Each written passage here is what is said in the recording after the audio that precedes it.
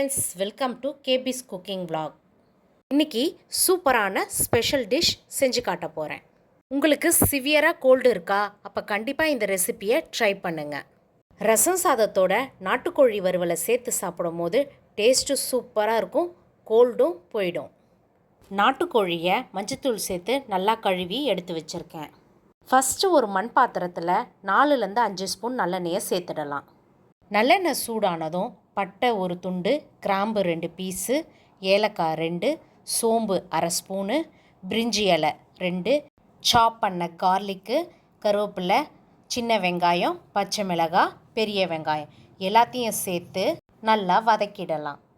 நாம் ஆட் பண்ண வெங்காயம் ஓரளவுக்கு வதங்கினோன்னே இஞ்சி பூண்டு விழுது சேர்த்து வதக்கிடலாம்.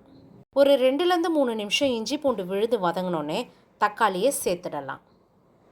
தக்காளி நல்லா வதங்கினதும் இந்த நாட்டுக்கோழி வறுவலுக்கு தேவையான உப்பு, மிளகாய்த்தூள் 2 ஸ்பூனு, 1 ஸ்பூன் தயிர் சேர்த்து நல்லா கிளறிடலாம். இந்த ரெசிப்பியில் தயிர் ஆட் பண்ணுறதால சிக்கன் நல்லா சாஃப்டாக இருக்கும். மசாலா ஓரளவுக்கு நல்லா வதங்கினதும் நாம் கழுவி வச்சுருக்க நாட்டுக்கோழியை சேர்த்து வதக்கிடலாம். நாம் சேர்த்த நாட்டுக்கோழி மேலே எல்லா மசாலாவும் அப்ளை ஆகிற மாதிரி நல்லா கிளறி விடலாம். இந்த சிக்கன் வேகிறதுக்கு ஒரு அரை கிளாஸ் தண்ணி சேர்த்து மூடி போட்டு வேக விடலாம். நீங்கள் இந்த ரெசிப்பியை குக்கர்லேயும் செய்யலாம். 2 விசில் விட்டு இறக்குனீங்கன்னா சூப்பரான நாட்டுக்கோழி வறுவல் ரெடி ஆகிடும்.